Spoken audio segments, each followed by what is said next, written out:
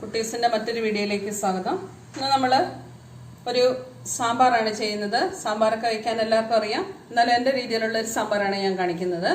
അപ്പോൾ അതിന് കുറച്ച് മഞ്ഞപ്പരിപ്പ്, സാമ്പാർ പരിപ്പ് എന്നൊക്കെ പറയുന്നത്, ഒരു 1/2 ഗ്ലാസ് വെള്ളത്തിലിട്ട് കുതിർത്ത് എടുത്തിരിക്കുന്നതാണ്. അത് നമുക്ക് ആദ്യം ഒന്ന് വേവിച്ചെടുക്കണം. അപ്പോൾ അതിനെ കുക്കറിലേക്ക് മാറ്റി എടുക്കാം. അതിലേക്ക് കുറച്ച് വേവാൻ ആവശ്യമായിട്ടുള്ള വെള്ളം ഒഴിക്കുക. കുറച്ച് വെള്ളം ഒഴിച്ചിട്ടുണ്ട്. പിന്നെ കുറച്ച് മഞ്ഞൾപ്പൊടിയും ഉപ്പും കൂടി ഇട്ട് ഒരു 2 വിസിൽ വന്നാലത്തേക്ക് വേഗം ഒന്ന് വെച്ച് വേവിച്ചെടുക്കുക. പരിപ്പിന് ആവശ്യമായിട്ടുള്ള ഉപ്പ് മതി. ഒന്ന് കുക്കർ മൂടി നമുക്ക് വേവിച്ചെടുക്കാം. ഇനി നമുക്കൊരു പാത്രത്തിലേക്ക് ചേനയും ക്യാരറ്റും കൂടെയാണ് ഞാൻ എടുത്തിരിക്കുന്നത്. കുറച്ച് വേവുള്ള കഷ്ണങ്ങൾ അതിട്ട് ഒന്ന് വേവിക്കാനായിട്ട് അടുപ്പിൽ വെക്കണം. അതിന് കുറച്ച് മഞ്ഞൾപ്പൊടി ചേർത്ത് കൊടുക്കുക. അപ്പോൾ സാമ്പാറിന് ബാക്കിയുള്ള ആവശ്യമുള്ള മഞ്ഞൾപ്പൊടി, 1 സ്പൂൺ മഞ്ഞൾപ്പൊടി അങ്ങ് ചേർത്തു. എന്നിട്ട് കുറച്ച് വെള്ളം ഒഴിച്ച്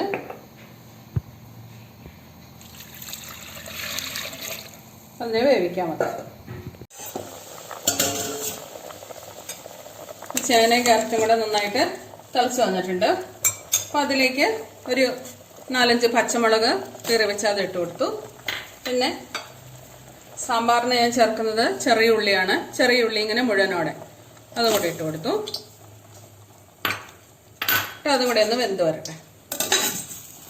സാമ്പാറിനുള്ള അരപ്പ് തയ്യാറാക്കണം. അപ്പം അതിന് ഞാനൊരു ചട്ടി അടുപ്പിൽ വെച്ച് ചൂടാക്കുമ്പോൾ കുറച്ച് എണ്ണ ഒഴിച്ചിട്ടുണ്ട്. അതിലേക്ക് ഒരു കുറച്ച് ജീരകം ഇട്ട് കൊടുക്കാം.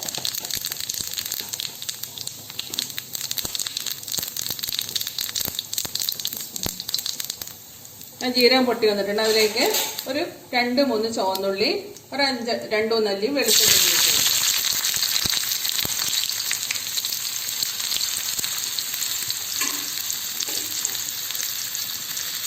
ഇനി അതിലേക്ക് ഒരു 2 സ്പൂണ് തേങ്ങ ഇട്ട് കൊടുക്കും. ഒരുപാടൊന്നും വേണ്ട, കുറച്ച് മതി. അതൊന്ന് വറുത്തെടുക്കാം. അതിലേക്ക് ഒരു 2 കരിവേപ്പിലയും കൂടെ ചേർത്ത് കൊടുത്തിട്ടുണ്ട്.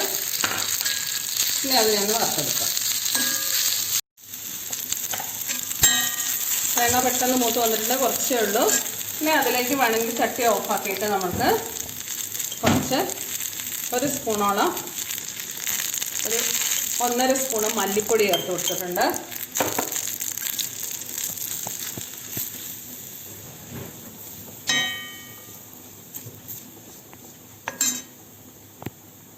ഒരു 1/2 സ്പൂണോളം മുളക് പൊടി. 3-4 പച്ചമുളക് നമ്മൾ ഇട്ടിട്ടുണ്ട്. അപ്പോൾ എരിവിന് ഇത് മതി. ഇനി ഇത് തണുക്കുമ്പോഴേ മിക്സിയിലിട്ടിട്ട് വെള്ളം ചേർത്തിട്ട് നന്നായിട്ട് അരച്ചെടുക്കുക. ഉള്ളിയും വെളുത്തുള്ളിയൊന്നും ഒന്ന് വാടിയിട്ടേ ഉള്ളൂ, മൂക്കണമെന്നൊന്നുമില്ല. അങ്ങനെ ഇരുന്നാൽ മതി. ഇനി ഇതിലേക്ക് ഒരു നുള്ള് ഉലുവാപ്പൊടിയും കൂടെ ഞാൻ ചേർത്തിട്ടുണ്ട്. ഇത് നന്നായിട്ടൊന്ന് മിക്സ് ചെയ്യുക. ചട്ടിയുടെ ചൂടും കൊണ്ട് പൊടികൾ മൂത്ത് വന്നോളും. ഇങ്ങനെയാണ് ഞാൻ എൻ്റെ സാമ്പാറിനുള്ള അരപ്പ് തയ്യാറാക്കുന്നത്. ഞാൻ സാമ്പാർ പൊടിയൊന്നും ഉപയോഗിക്കാറില്ല.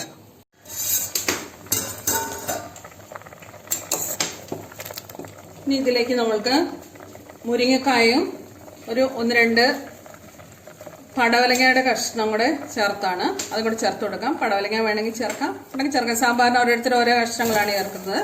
ഞാനിങ്ങനെ കുറച്ച് പടവലങ്ങ ഫ്രിഡ്ജിലുണ്ടായിരുന്നുകൊണ്ട് അതും കൂടെ ചേർത്ത് കൊടുത്തു. കുറച്ച് അതിലേക്ക് നമ്മൾക്ക് കുറച്ച് കായപ്പൊടിയും കൂടി ഇട്ട് കൊടുക്കണം. കുറച്ച് കായപ്പൊടിയും ചേർത്തിട്ടുണ്ട്. ഇനി അതിലേക്ക് നമ്മൾ കുറച്ച് പുളിവെള്ളം ഒഴിച്ചു കൊടുക്കണം.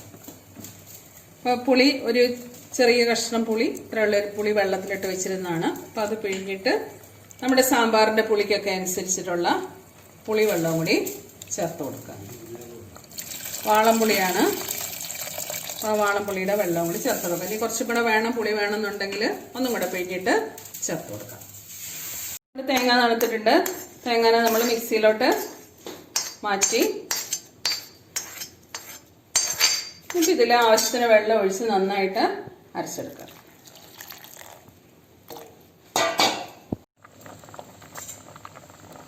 പുളിവെള്ളം കൂടെ നമ്മൾ ഒഴിച്ചായിരുന്നു. അതിൽ കിടന്ന് ചേനയും മുരിങ്ങക്കായൊക്കെ ഒന്ന് വെന്ത് വന്നിട്ടുണ്ട്. ഇനി അതിലേക്ക് നമ്മൾ പെട്ടെന്ന് വേകുന്ന കഷ്ണങ്ങൾ, വെണ്ടയ്ക്ക, ഒരു 3-4 വെണ്ടയ്ക്ക അരിഞ്ഞ് വെച്ചിരുന്നാണ്, അത് ചേർത്ത് കൊടുത്തു. തക്കാളി,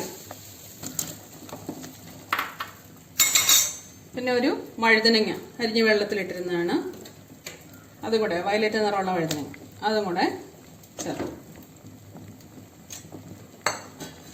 നമ്മൾ ആവശ്യത്തിനുള്ള കഷ്ണത്തിന് ഉപ്പ് ഒഴിച്ചില്ലായിരുന്നു, അതിനുള്ള ഉപ്പും കൂടെ ചേർത്ത് ഒന്നും കൂടെ ഒന്ന് തിളപ്പിച്ചെടുക്കുക. അത് തിളയ്ക്കുമ്പോഴത്തേക്ക് തന്നെ ഈ കഷ്ണങ്ങൾ വെന്തോളും.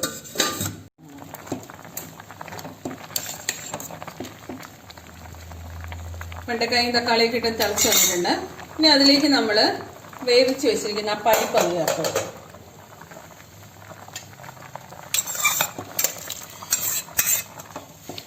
മറ്റേ ചുവന്ന പരിപ്പ് വേണമെങ്കിൽ ഉപയോഗിക്കാം. അതാണെങ്കിൽ ആദ്യം നമ്മൾ പാത്രത്തിൽ വെച്ചിട്ടൊന്ന് വേവിച്ചിട്ട് അതിലേക്ക് കഷ്ണങ്ങൾ ഇട്ടാലും മതി. പരിപ്പും ചേർത്തു. അത് തിളച്ച് വരുമ്പോഴത്തേക്കും നമുക്ക് സാമ്പാറിൻ്റെ അരച്ച് വെച്ചിരിക്കുന്ന അരപ്പും കൂടെ ചേർത്ത് കൊടുക്കണം.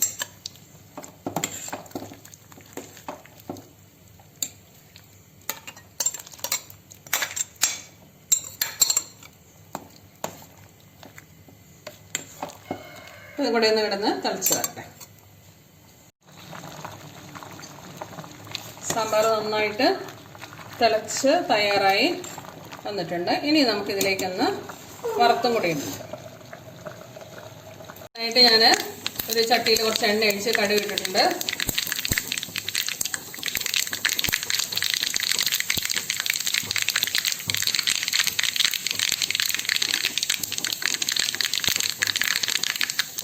കടുക് പൊട്ടി വന്ന് കുറച്ച് ഉണക്കമുളകും കരിവേപ്പിലയും കൂടി ഇട്ട് കൊടുത്തു.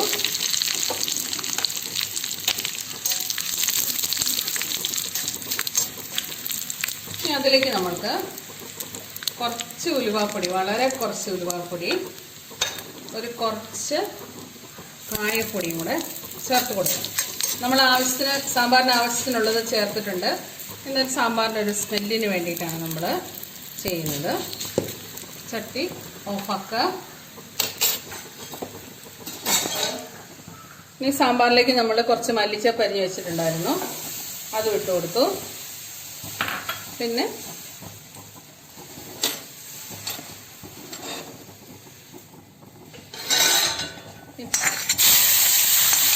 കടുക് കൂടെ നമ്മൾ വറുത്തിട്ട് മൂടി വയ്ക്കാം. നമ്മുടെ സാമ്പാർ തയ്യാറായി. എല്ലാവരും ഒന്ന് ട്രൈ ചെയ്ത് നോക്കുക. എൻ്റെ ചാനൽ സബ്സ്ക്രൈബ് ചെയ്യാത്തവരാണെങ്കിൽ സബ്സ്ക്രൈബ് ചെയ്യുക, കമൻറ്റ് ചെയ്യുക, ഷെയർ ചെയ്യുക.